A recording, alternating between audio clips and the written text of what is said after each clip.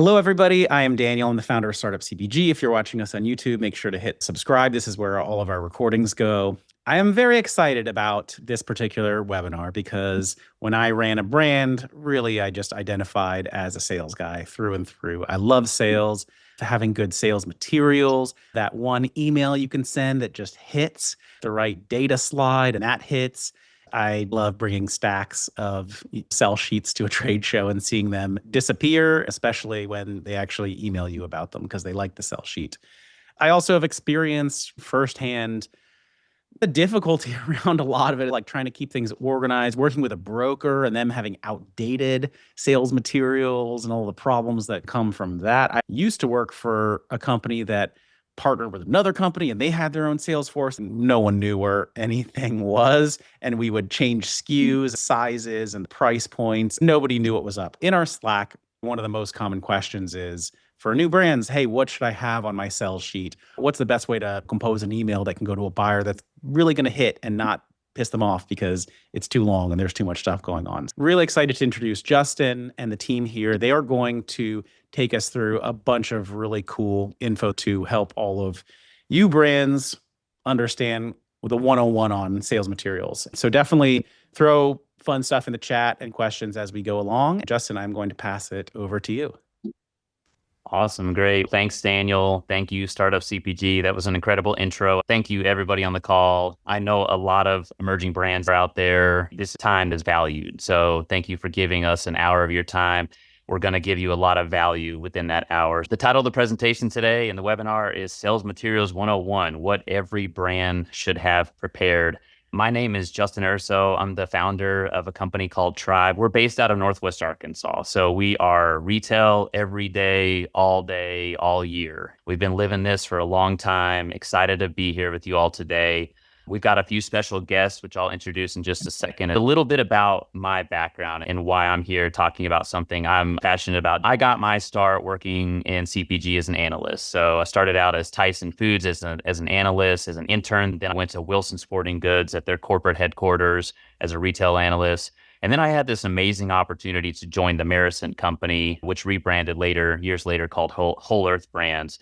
They were the makers of the blue aspartame packet sweeteners you see in stores or coffee shops. But they were bought by a PE firm out of Minneapolis, and we were restructuring them to help them launch new stevia products. That was 2009. We were back in the stevia game. There was 3 major brands, Triive, Stevia in the Raw, and Pure Via launching at the same time. It was a huge race for about 4 or 5 years, really trying to get market share. I learned a ton during those years, and I had the opportunity to manage a ton of brokers, ton of agency partners, and really build brands. And it was an exciting time. Did demand planning work, trade marketing work, eventually country manager, national account manager, so just about every role you could think of, but all really focused within the sales teams.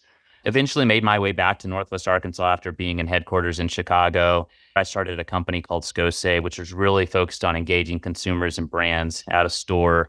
And then I had this amazing opportunity at the University of Arkansas to join the Doug McMillon Innovation Studio, and worked with about 1,000 students over 4 years and engaged with incredible brands and retail-based companies on getting innovation to market. And so it's been a fun career. I'm now working within this company. Our vision is to democratize access to retail services in ways that we've never seen before.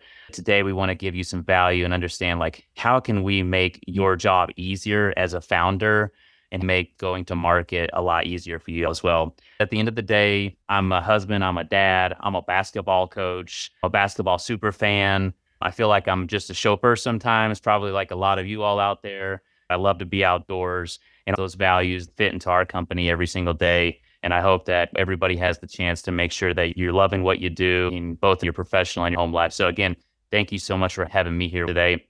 I've got 2 of my sales and insights team members on the call, Jason and Carolyn as well. So you might hear them chime in, and they'll be available for any questions, any follow-up as well on or after the call. Next up, I want to introduce Randy Playa. He's the co-founder of Whips West Indies Pepper Sauce, a company we've been working with for a bit of time. We're working the booth with them at the Fancy Food Show. Incredible startup CPG representation. Before I introduce Randy, Daniel, I have to say, 30,000 people on Slack now. I think I joined when it was 12,000. So I feel like an early person in that. So 30,000, congratulations. A lot of great growth. Congratulations on Thank you. that. But Congrats to everybody, even everyone on this call. A big part of that. Thank you. And thank you, Randy, huge. joining us too. Awesome. Well, thank you so much, Justin and Daniel. So a little about us, West Indies Pepper Sauce. We're an emerging brand. We've been around for 17 months, based out of Orlando, Florida. And our mission is about preserving food culture from the Caribbean and the West Indies. So when grandma and mom passes on, our food flavors don't die. Our recipes are actually based off of my great grandma's recipe. It's 4 generations old. We all know the hot sauce game is hot, and people are looking for that level of authenticity. So my background, I actually came from UPS and DHL Express. I've helped scale brands doing 100,000 to $10 million. I actually got laid off last year on my 40th birthday. So you know what they say, when life gives you peppers, we make pepper sauce. My wife actually got laid off from her job as a marketing director. And I've been making pepper sauce for the last 20 years. My wife and I lived in Vietnam and South Korea for 5 years, been to 60 countries. So we know what the world looks like. We know that food culture is dying. We actually jumped into the business last year, February, started up, and CPG is just another beast, right? So I want to give a big shout out to Justin over at Triive and Daniel. As we started this journey, I'm all about learning, and I jumped in with my head really deep.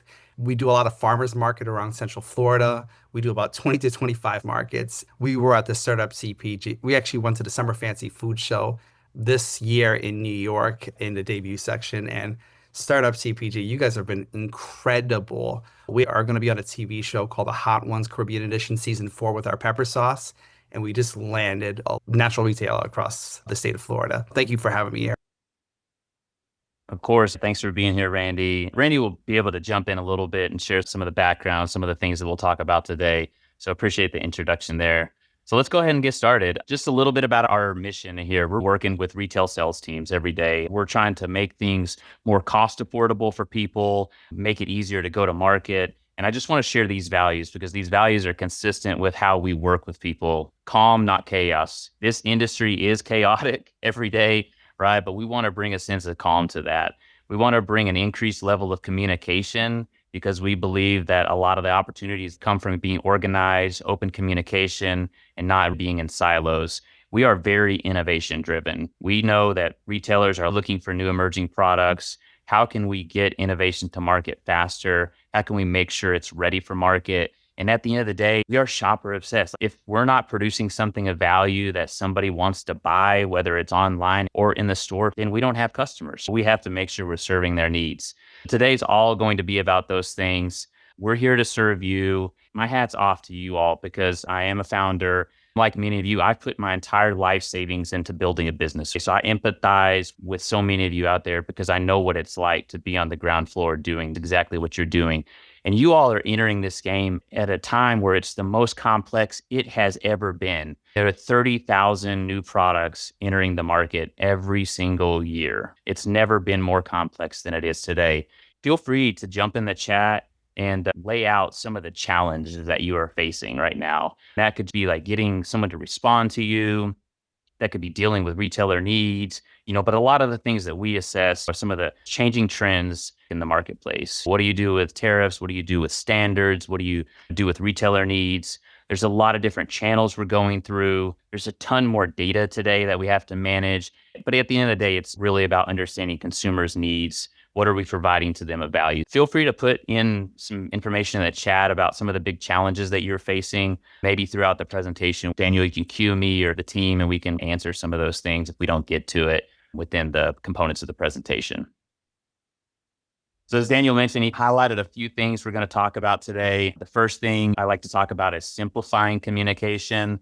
I learned this the hard way. Maybe you've already learned it the hard way. So we'll talk about that. How we look at the evolution of CPG products, we call it the product stream. We'll identify and tell you what that is. The 6 must-have sales materials that everyone should have ready for themselves at all time. And then what does retail readiness really look like? How do you optimize your work every single day based on a single point of truth, making sure that you're holding yourself accountable, making sure that you're holding your partners accountable as well.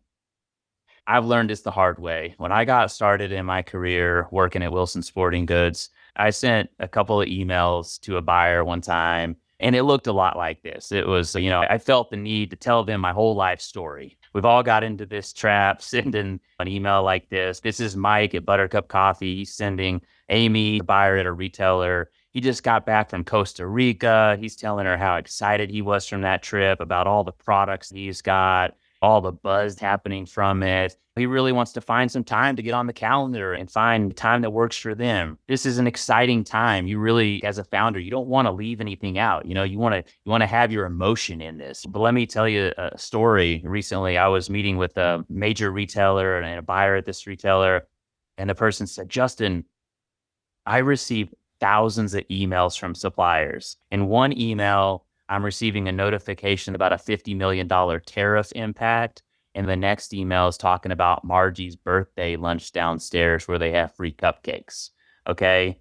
And this is the level of where communication lies today. We're still very email driven. We have to focus on simplifying how we engage with people at the retail level. And this includes brokers, distributors, retailers, buyers, anybody within this market. And this is an example of how Mike could have improved this email. And there's so many tools out there today to help us be more concise, be more relevant, right? But the things that I always like to look for in this is like, how can we be concise and how can we make sure we're linking things? So if they go back to this email and reference it, what are they going to see? And at the end of the day, we need to make sure that we have an ask in this, right? In this example, we're talking about, hey, our brand, Buttercup Coffee, here's our 3 items. And then we put in this, hey, we've got strong D2C traction, right? These are our buyers. We know who our consumer is. We have retail ready packaging. Our UPCs are done. Our certs are complete.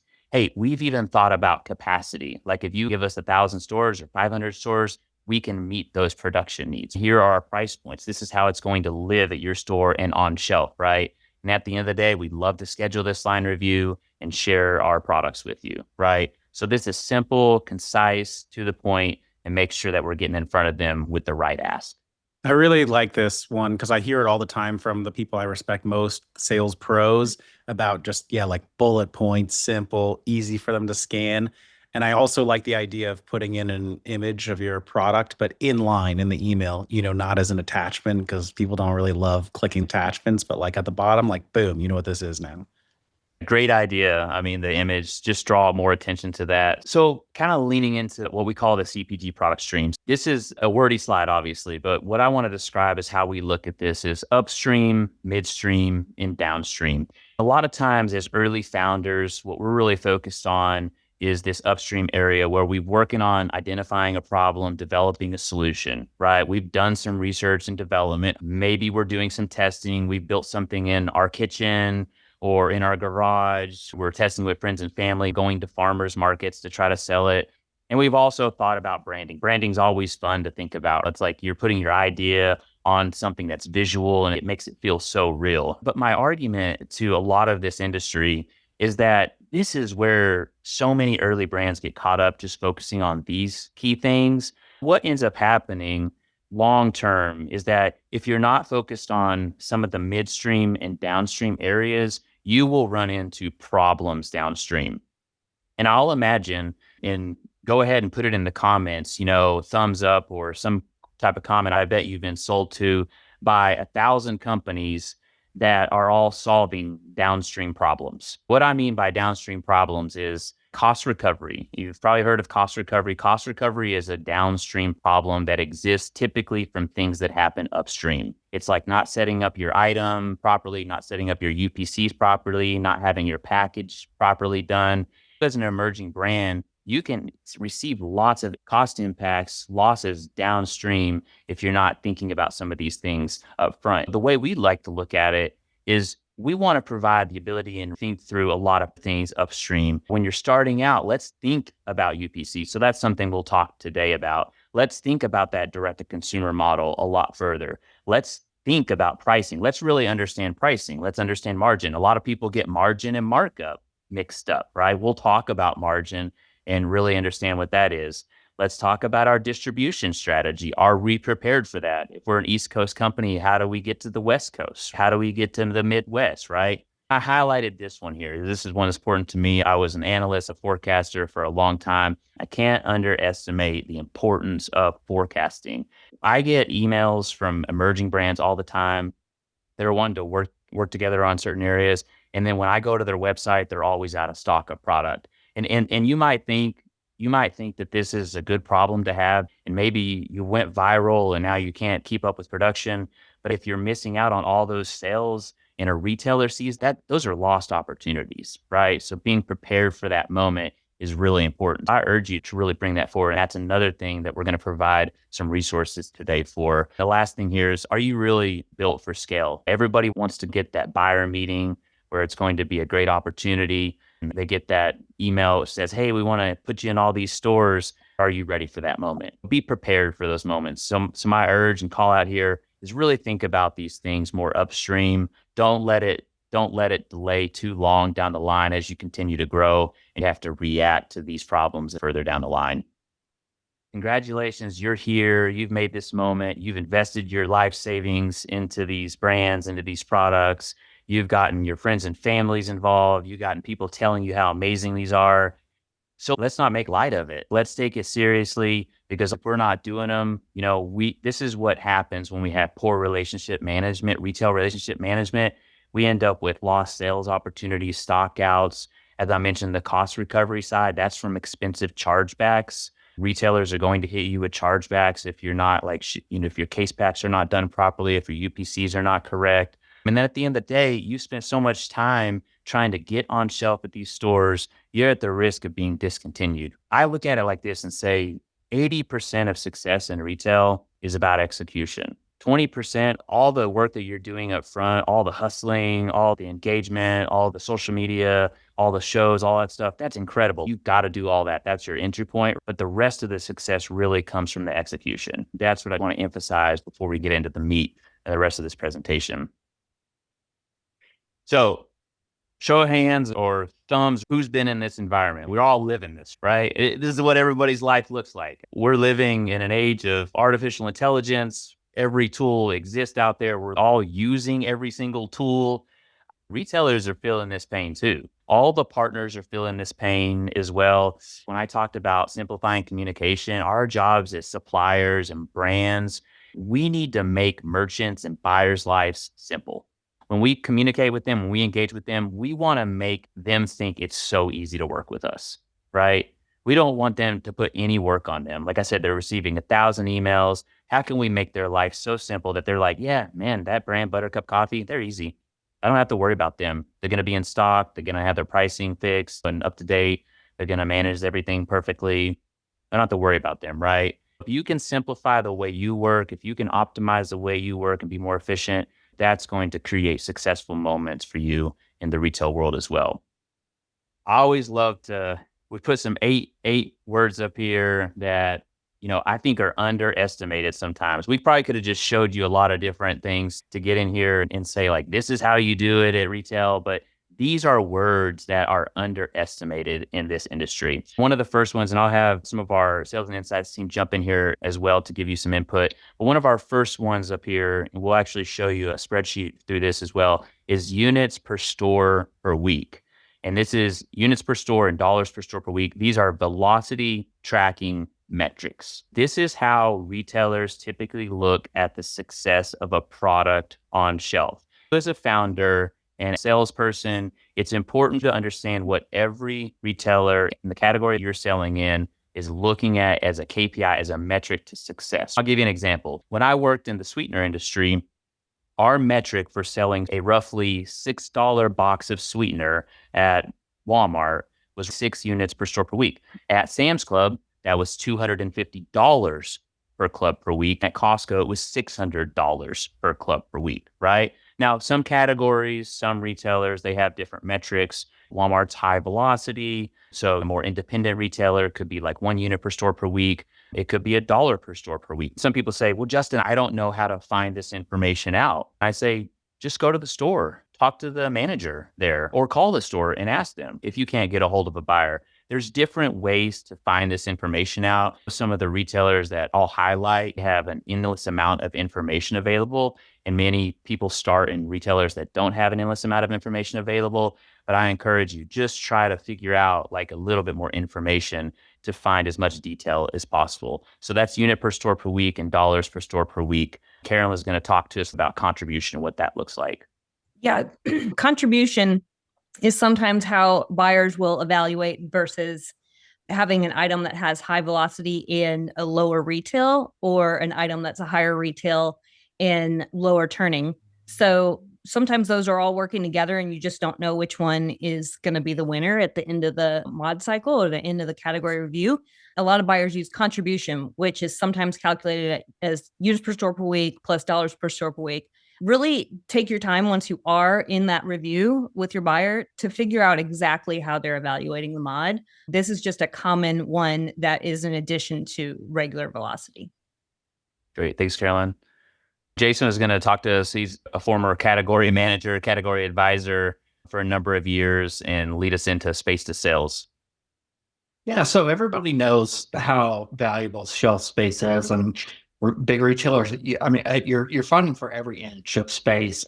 One of the metrics that retailers use is, are your products really performing to the level that they need to justify the space you are occupying on their shelf? So this is a ratio of how many dollars are contributing as a percentage of the space you take up on the shelf.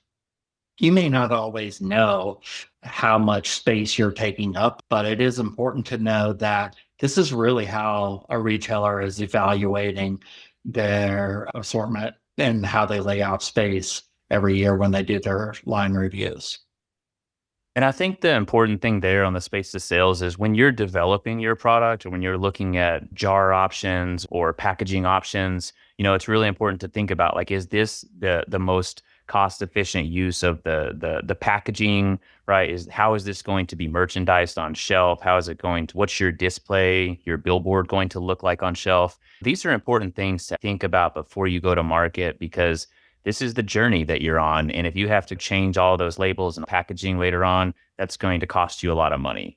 And so move that a little bit forward in your pipeline of thinking about cost of goods versus, go ahead, Carolyn. If I could just jump in here, I do see that most recent question about a shared velocity tracker for retailer and category. I would say that depends on your merchant as well. So it's constantly evolving and you will never know if the merchant prior to the one that you're presenting to now was evaluating it in a different manner. It really does change constantly. So you do have to maintain that relationship with your merchant.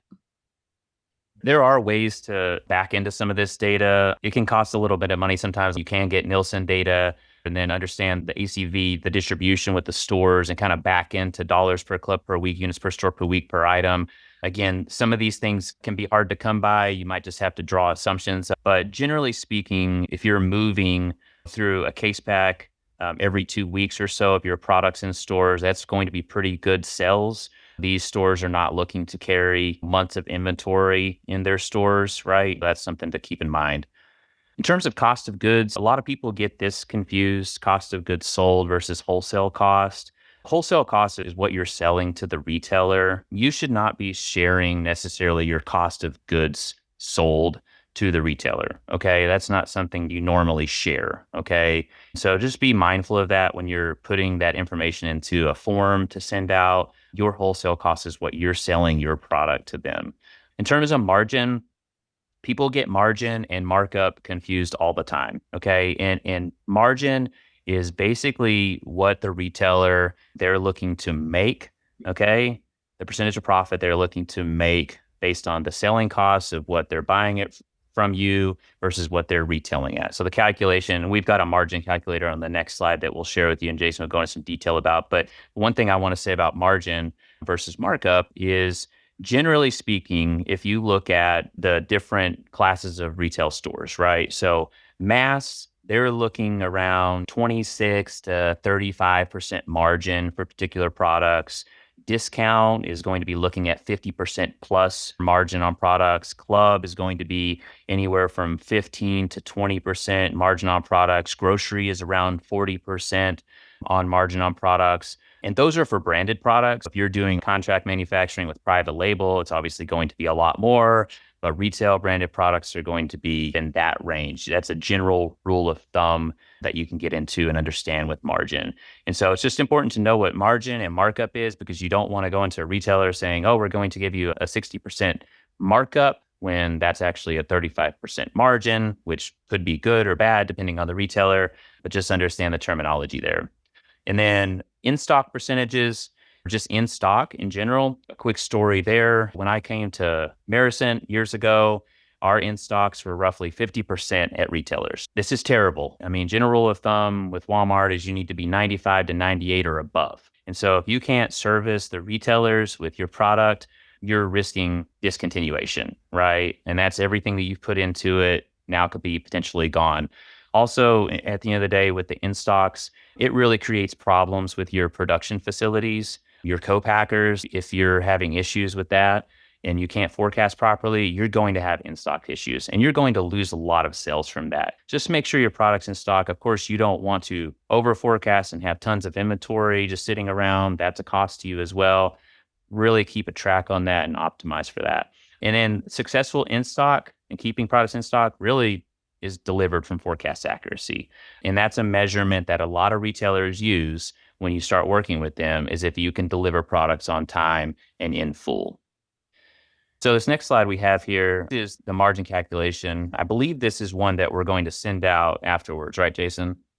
Yeah, I'll post a link into the chat here too, and it'll be included in the follow-up email. But I mean, you've got your product, you've made it.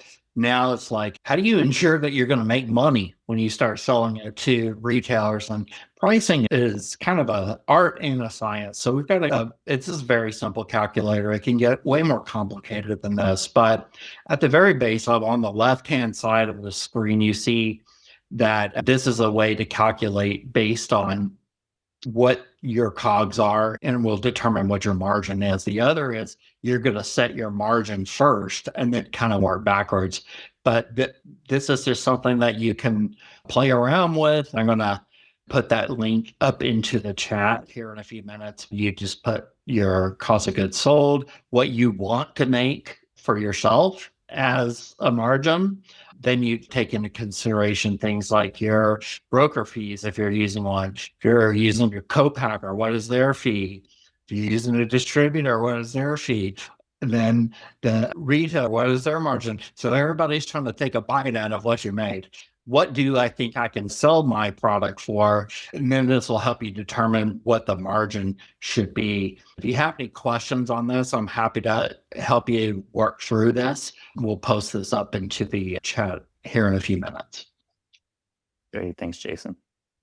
This is another link that we'll share out, but this is the velocity tracking. Some of this stuff is simple and fast. It doesn't have to be so scientific, right? Just making sure you understand the units you're selling per week, how many stores you're in, and then creating a KPI for that. This is just a simple example of velocity tracking. Again, this will be shared out, so you'll have access to this as well. And I think this is something that I recommended to Randy early on when they were getting into some additional stores. He was like, well, where do I get that information? I was like, just go to the store, count the number of products on the shelf, or call the store manager and ask them, right? I mean, sometimes that's the easiest way to get information so you can start kind of keeping an eye on it. And I know that's not scalable. Like, you can't do that when you're in 1,000 stores and you're just a couple of founders. So we have to think of different ways to get to that moment.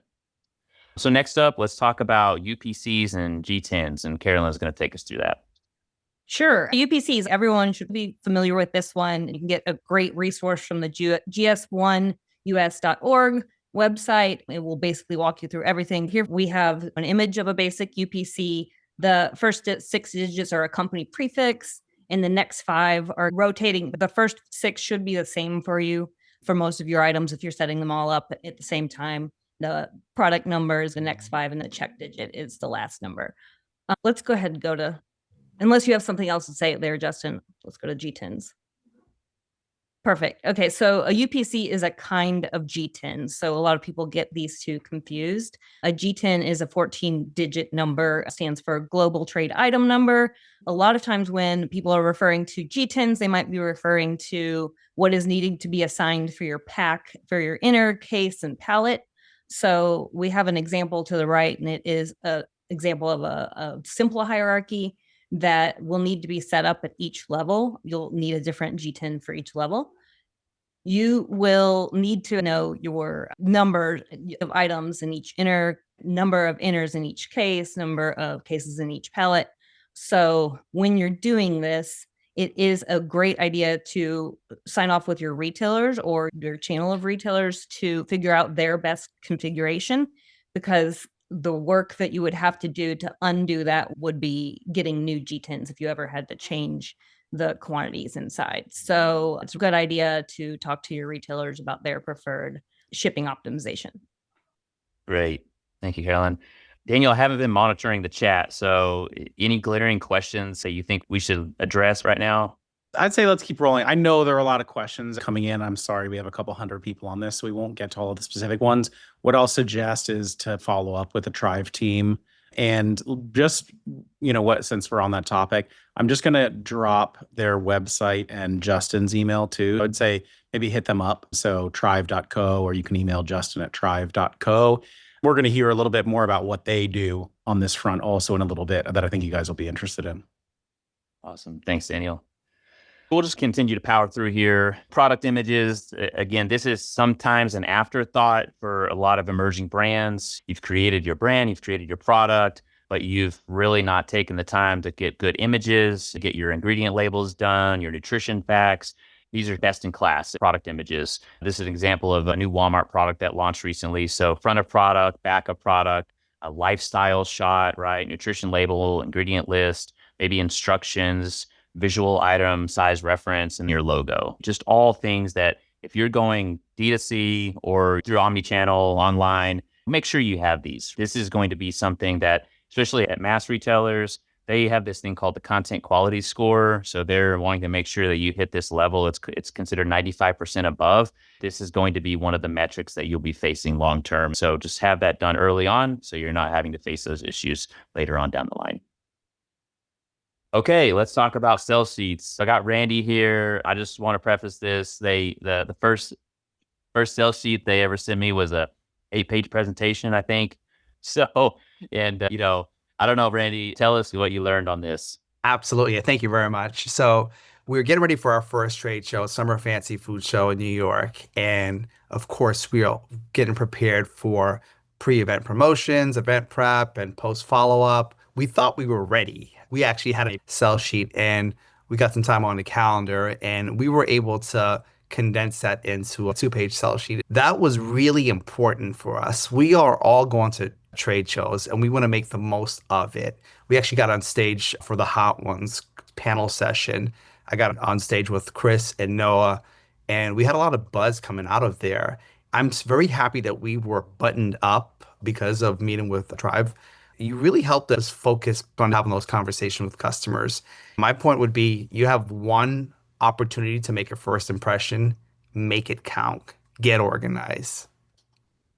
This is just a list of all the things that you need to make sure that you have on your sell sheet. Some sell sheets can be just 1 page, some can be 2 pages front and back, but make sure you're not forgetting these things. The last thing I always like to tell people is naming conventions. Please do not title your sell sheet -1 or sell sheet -2. Okay. Please name it appropriate to your company, your brand, maybe the year, the date. Just keep it simple, guys. Just please focus on that because, like I said, these retailers, they're receiving thousands of emails. Make it simple so when they go back to reference it, they have it available at their fingertips. A few people asked about price point and stuff. There are different views on this, but like I personally kind of like having an SRP on there. Maybe I wouldn't put actual the wholesale cost or anything, but I personally, yeah. Just SRP. Yeah, good idea. Good idea for sure. Okay, this is some people when they're starting in this industry aren't familiar with what a line review presentation is. We've got an example of this, but this is kind of going through brief. The line reviews or category reviews, as they're also called, These typically happen 1 to 2 times a year, depends on the retailer. This is when they are really looking at new products to bring into stores. Every retailer is different. It's a shame that the retailers won't publish this information to everybody. It would save probably thousands of emails asking when the date is. There's a sense of it's like a trade secret to some degree. At the end of the day, let's be prepared for that moment. Okay. So these are what we call the 10 most important slides to have in your line review presentation. The title, agenda. What is your brand?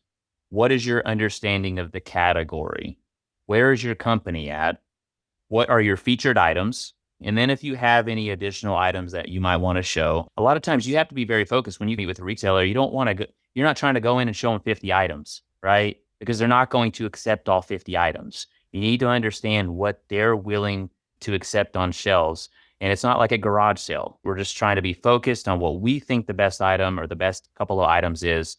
And so your featured items, but you can show them what your line extension might look like. What is your marketing plan? What is your strategy in going to market? What is your social strategy? What is your D2C strategy? How are you doing all this? What are your merchandising suggestions? So this is an underrated thing to do, but merchandising suggestion, what that means is before you go to meet with the retailer, go into that store. If you're going into Publix or Kroger, go into that store, take a picture of what that shelf looks like today. This shelf could be different in lots of different markets. Envision where your item should go. Everybody's going to want their item right at eye level. I get it, right at eye level so everybody sees it. That's probably not reality, but maybe that's where the price point fits. What is your suggestion for that merchandise, those products to be on shelf there? And what do you assess the size of opportunity to be for that market? How are they going to win when you put this in their stores? Are you going to be bringing new people into their stores? Are you going to bring new buyers? Is this going to be an upsell? If someone's putting $100 in their basket, are they going to put $110 in their basket now because they're buying your item, right? They're not looking at just cannibalizing other items, right? They're analyzing space to sales, profit per square inch. How can you provide incremental value to those stores and be mindful of that and understanding what those needs are? Certs can be expensive. It doesn't necessarily mean you need to go out and pay for every cert, but really be thinking about what certs you could probably have. There are some certs that don't cost much to get. Some are more costly than others, but just be thinking about that. Whatever you can get to differentiate your product and put it on your packaging or your website or put it on the retailer sites when you're putting on the D2C listings or the omnichannel listings. And so just make sure you have that. Don't underestimate the value of these things and making sure that that's on your packaging. So are you retail ready? We talked about a lot of important things that you need to have in your presentation or your go-to-market, your sales materials. And so we've created a simple survey. You don't have to do it right now. We'll be sending this out. You can grab the link right here or scan the QR code. But this is going to analyze your retail readiness. And there will be a score that's provided on that. And we break it down into 4 components. You'll get that information, obviously, once you submit it. And then that will give you kind of an idea on maybe some areas you need to focus on. And then also based on the results, we've included a couple of free resources that will be sent to you. I want to talk about AI. Everybody's talking about it and it's important. Everybody should be using it to some degree.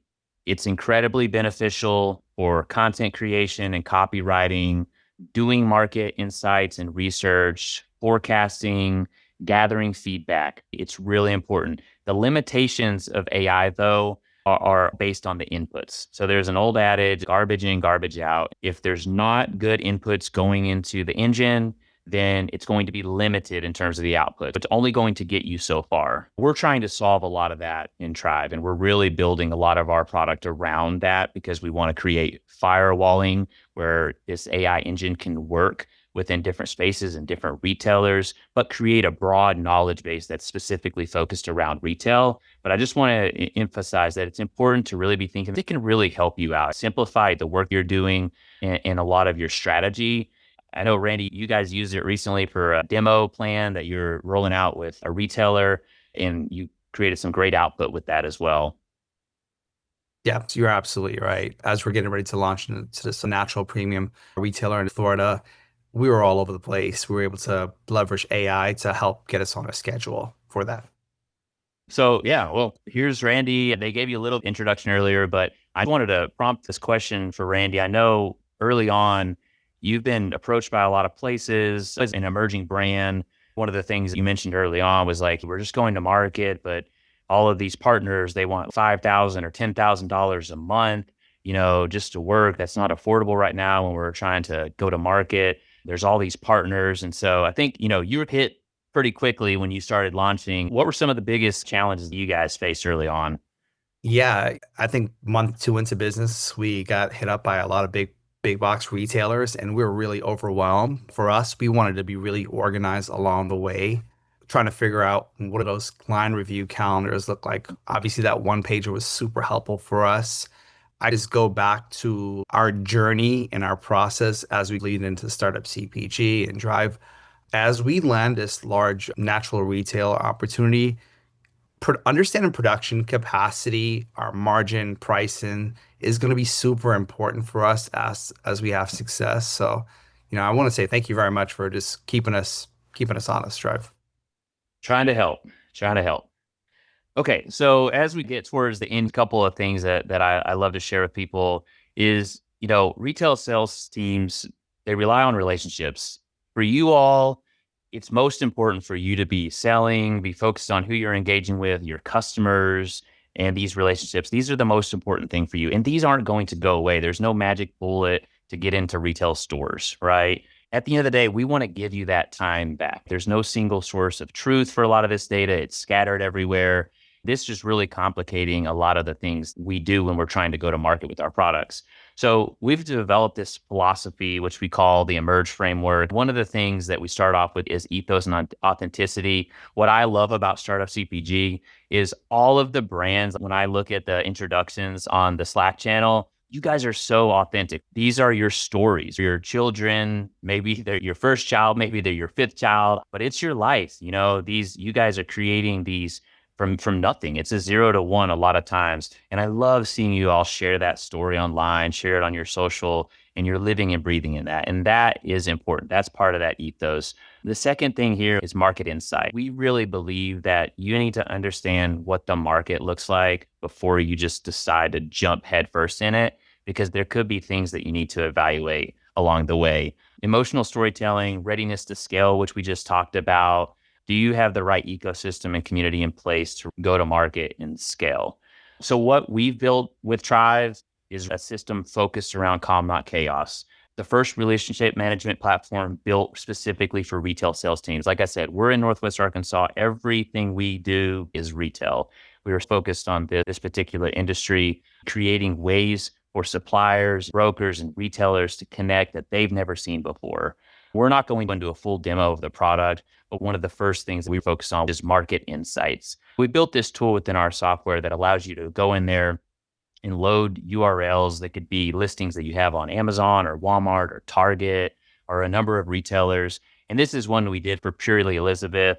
This fits into our ethos of shopper obsessed. I mean, we are shopper obsessed. We want to understand, what does the category look like, right? What are key market trends? So we do a lot of research. This self-service product on our site that you can use, and it gives you a lot of information that you can be prepared to go into a line review, like knowing who your consumers are, knowing who are the leading brands. And so I probably most people have had this granola. It's a very good granola. It's also very affordable in today's landscape of granola. One of the things we did on our product here, we have this product innovation area, and it pulls down a lot of different information. It gives you ideas based on what a lot of the consumers are saying about opportunities to innovate. For Purely Elizabeth, I like this one. That's the right here. It said snack optimized clusters. Okay. Now I'm just going to make a dumb dad joke here, but how many of us have put our hands directly in the bag to grab a handful? I literally just did it this morning. Nature Valley got so smart with this. They literally just took their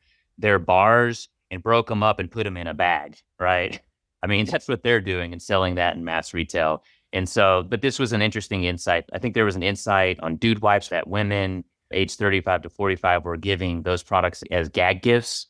Interesting insight there, back to the team. A lot of different ways to learn about your product, your category, ways that you can tackle opportunities in the future. At the end of the day, what we're focused on at Triive is providing a single point of truth for brands. We're trying to democratize access to these services. We want to allow you to hold not only your team accountable, but the partners that you're working with. You're all working with people outside of your organization. We want to give you the space to do that. And we're really proud that we've delivered a service that does do that. Along with that service, we have a lot of free resources within our platform. A lot of those things that we described today, sell sheet examples, sell-through trackers, line review examples, live within our platform today. You can manage your entire retail sales operations within Triive and this entire ecosystem. We just wanted to share a few things that we're doing, the important things of how we look at retail, what we think you need to have prepared. I hope you all have had a chance to take that retail readiness survey, or if not, take it today. We can follow up with you, or please follow back with us. Everybody on this call, you can get access to many of our docs. And then we're having an incredible event in Northwest Arkansas called the Embark Retail Innovation Summit. If there's anybody here in Northwest Arkansas or wants to come into the area that might be within, a quick flight, happy to provide a free ticket to that event next week. We'll be hosting a number of events here in the region. That's about what I have today. We got a few minutes here. I'm happy to answer some questions with the team and go from there. There were a lot of questions. One that always comes in is about forecasting and how do you know when you don't know and how much can you make? Because it's like an art and a science and a process, right? So I would just say from my perspective, when you're an early brand, things are so binary. You just have to do it at the account level and the distributor level and take your best guess about whether an account is going to hit. It's less likely than you think, even when they say you're going to get it. A lot of times you don't. Just having lead times. Like if you have a salesperson, for them to understand, if it's not in our production forecast, I can't fulfill this in less than 90 days. You were talking about the cost of underage, which is when you have a stock out and reach, and like that's real bad. Like if you're in a retail account and you're running short on them, they don't like it. They don't have a lot of patience for that. Cost of overage, sitting on a lot of inventory can kill a brand, especially if you end up changing your packaging, changing SKUs, not selling as fast. You have to discount all that stuff and sell it to grocery outlet, stuff like that. So you're never going to get it right, but you can try to do it as well as you can, right? What do you think? I agree. We've got a simple doc where we've created, it allows you to look at each retailer and kind of just take a stab at it. A lot of people think they're going to sell 50 units per store per week because they've never sold into retail. They don't know. That's really unlikely. It's usually in the 1 to 7 or 8 range, depending on the category. Think those things through so you don't end up in those situations. I love it. Jason was asking, he missed the beginning. So is there a sweet spot for brands to start using something like Triive? There is a sweet spot, and I think that's what Randy and his team found. A lot of times when you're early, you'll be approached by a lot of providers that are wanting like 5-10% commission and then, $5,000 retainer or $10,000 retainer. Our service is affordable, so you get access to resources, free resources, the software at a level that's well below that. The starting package is $500 a month, and we've got a deal from that. So depending on where you are, happy to have a conversation. Just want to see you all find opportunities to succeed and get to market. Well, thank you very much. Anyone who has follow-up questions, please feel free to reach out to Justin and his team. Jason dropped the calendar link for him. They will be very happy to talk to you about any of these questions, even if you're not quite ready to work with them. So I really encourage that. Great resources here.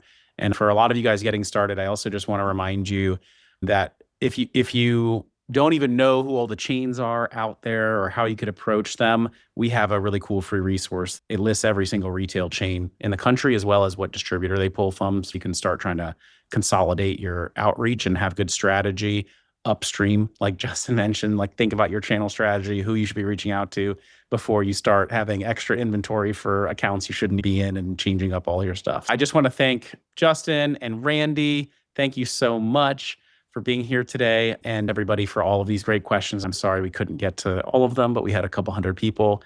Justin, thank you so much for all of this great info. It's so helpful for brands to understand all of this stuff right at the onset.